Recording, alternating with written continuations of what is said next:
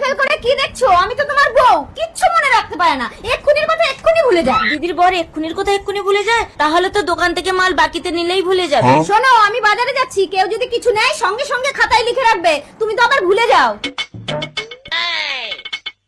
ও দাদা, তোমার এই ডিম কত করে গো? ওগুলো আমার ডিম না, মুরগির ডিম, 5 টাকা পিস। 5 টাকা পিস, 4টে নিলাম। বাকিতে নিচ্ছ, টাকা দিয়ে যাবে কিন্তু। ঠিক আছে, মনে থাকলে দিয়ে যাব।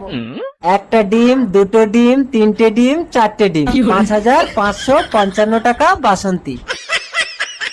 বাসন্তী 5555 টাকা বাকি? কি নিয়েছে? বলতে পারবো না, আমি তো ভুলে গেছি বউ। দিদি আছে দোকানে? তাহলে থাক, কিছু নেব না। रुको এই বাসন্তী, जरा। এই শোন শোন, তুই আমার বরের কাছ থেকে 5555 টাকা বাকি করেছিস, দিয়ে তারপর বাড়ি যা। 1 2 3 4, 4টে ডিমের দাম 5555 টাকা।